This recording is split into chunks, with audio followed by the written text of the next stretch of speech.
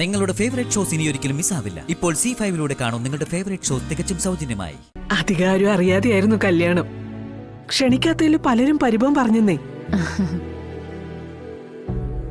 സത്യം പറഞ്ഞാൽ ഞങ്ങള് പോലും അറിഞ്ഞില്ല.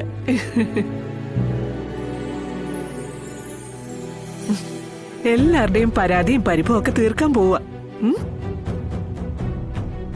നാടടക്കം എല്ലാവരെയും ക്ഷണിച്ച് അടുത്ത ആഴ്ച വിഷ്ണുവിന്റെയും കാർത്തികയുടെയും വിവാഹമാണ്.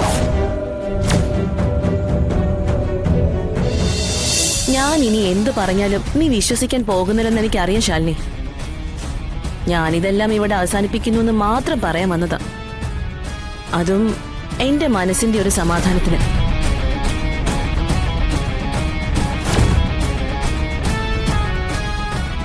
It's over Shalini.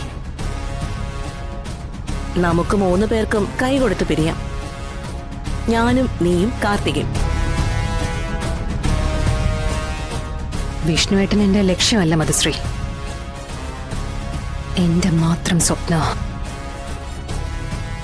എനിക്ക് മാത്രം സഞ്ചരിക്കാവുന്ന ദൂരം. അത് മറ്റാർക്കും സ്വന്തമാക്കാൻ കഴിയില്ലെന്ന് ഉറപ്പുണ്ട് എനിക്ക്. ആ ഉറപ്പില എന്റെ പ്രാണവായു നിലനിൽക്കുന്നത്. ഇവിടെ വെട്ടിക്കീറ. നിന്റെ വിശ്വാസം നിന്നെ രക്ഷിക്കട്ടെ ശാലിനി. വഴക്കടിക്കാനല്ല, ഒരാശംസ നേടാനാ ഞാനിപ്പോ വന്നത്. Many more happy returns of the day. അവിസ്മരണീയമാകട്ടെ ഈ ദിവസം. ജീവിതത്തിൽ ഒരിക്കലും മറക്കാൻ പറ്റാത്തൊരു ദിവസം. അതിന് ഇതെന്റെ ബർത്ത്ഡേ അല്ല മധുശ്രീ. ആയിക്കോട്ടെ, ആരുടേതായാലും ഇനി ഒരു ബർത്ത്ഡേ ഉണ്ടായില്ലെങ്കിലും. അല്ല, ഇനിയൊരു ബർത്ത്ഡേ ആഘോഷം ഇതുപോലെ ഉണ്ടാകാനുള്ള സാധ്യതയില്ലെന്നാ ഞാൻ പറഞ്ഞത്. 2 കുട്ടികളുടെ ഒരുമിച്ച്. വിഷ്ണുവിന്റെ കല്യാണം കഴിഞ്ഞില്ലേ ശാലിനി?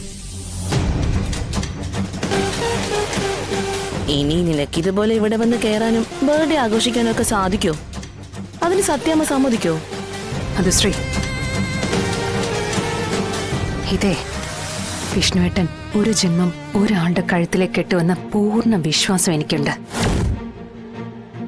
അതുകൊണ്ട് സത്യയുടെയും പപ്പയുടെയും ബർത്ത്ഡേ ഇനിയും ഒന്നിച്ചു തന്നെ ആഘോഷിക്കും. അതും സത്യാമ്മയുടെ വീട്ടിൽ വെച്ച് തന്നെ. ഇത്രയും പൊളിഞ്ഞു നിൽക്കുമ്പോഴും ഇവളുടെ ആത്മവിശ്വാസം അപാരം തന്നെ. പക്ഷെ ആ കുഞ്ഞുങ്ങള് 2 പേരും അടുത്ത ബർത്ത്ഡേക്ക് ഈ ഭൂമിക്ക് മീതെ ഉണ്ടെങ്കിലല്ലേ ആഘോഷം നടക്കുകയുള്ളടി. Best wishes. നിന്റെ ആഗ്രഹങ്ങൾ സഫലമാകട്ടെ എന്ന് ഞാൻ ജഗദീശ്വരനോട് പ്രാർത്ഥിക്കാം. ആയുസ്സും ആരോഗ്യമൊക്കെ അനുവദിക്കുന്നത് അവിടുന്നല്ലേ.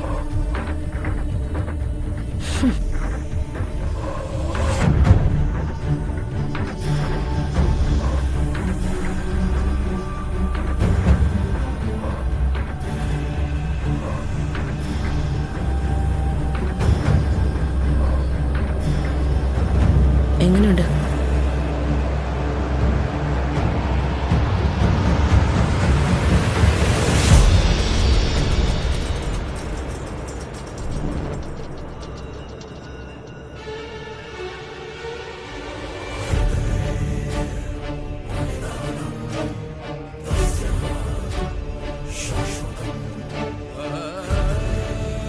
സത്യാമ്മേ, എവിടെയായിരുന്നു രണ്ടുപേരും?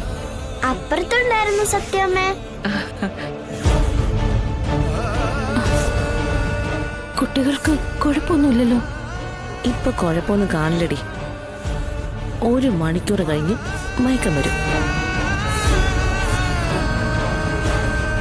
ഇതിപ്പോ കുട്ടികളായതുകൊണ്ട് അതാരും ശ്രദ്ധിക്കില്ല. ആ ഉറക്കത്തിനിടെ ഹൃദയം പണിമുടക്കും. കൈയും കാലും അനക്കാൻ പോലും പറ്റില്ല.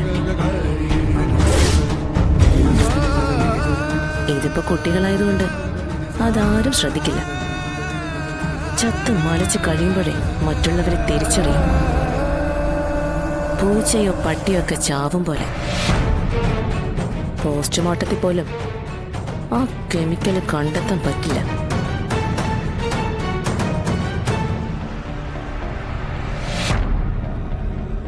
അല്പം കഴിയുമ്പോ അതിലൊന്ന് ഡെഡ് ബോഡിയാ. എന്നാലും ഇപ്പോഴത്തെ ചിരിയും സന്തോഷമൊക്കെ കണ്ടോ?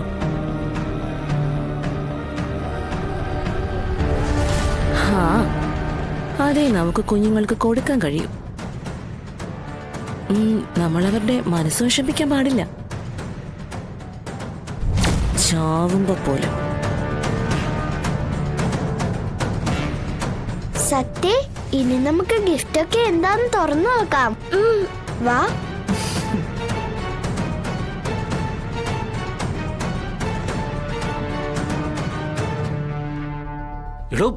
സാർ പോട്ടോ.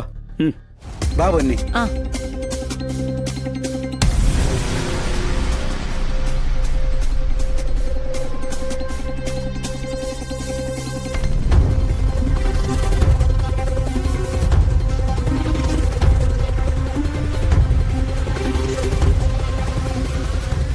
ഭക്ഷണം കഴിച്ചിട്ട് എല്ലാവരും പോകാവുള്ളൂ കേട്ടോ. ശരി.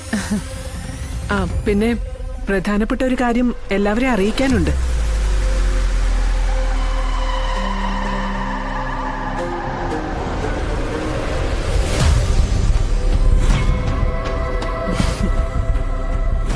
ബന്ധുക്കളും വേണ്ടപ്പെട്ട സുഹൃത്തുക്കളും ഒക്കെ എത്തിച്ചേർന്നതുകൊണ്ട് അതിനുള്ള ഏറ്റവും നല്ല ഒരു അവസരം ഇന്ന് തന്നെയായിരിക്കും.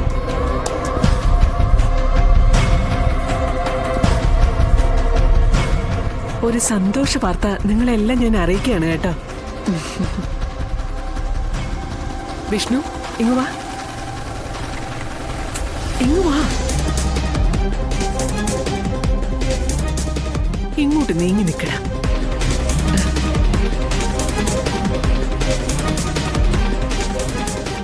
വാ മോളെ, വാ.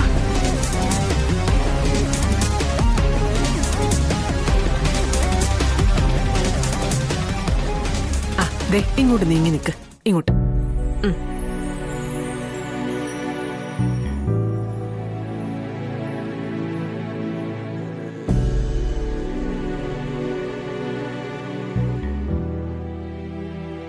എന്റെ മൂത്ത മകൻ വിഷ്ണു വിവാഹം കഴിച്ച കാര്യം നിങ്ങളെല്ലാവരും അറിഞ്ഞു കാണുമല്ലോ.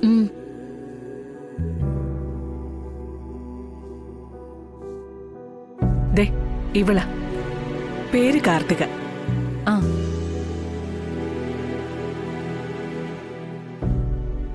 അധികാരം അറിയാതെയായിരുന്നു കല്യാണം. ക്ഷണിക്കാത്തതിൽ പലരും പരിഭവം പറഞ്ഞെന്നേ. സത്യം പറഞ്ഞാൽ ഞങ്ങള് പോലും അറിഞ്ഞില്ല.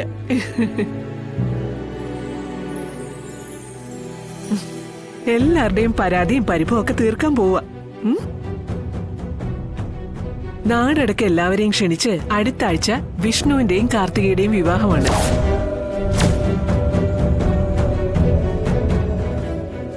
ഈ വീട്ടുമുറ്റത്ത് വെച്ച് തന്നെ.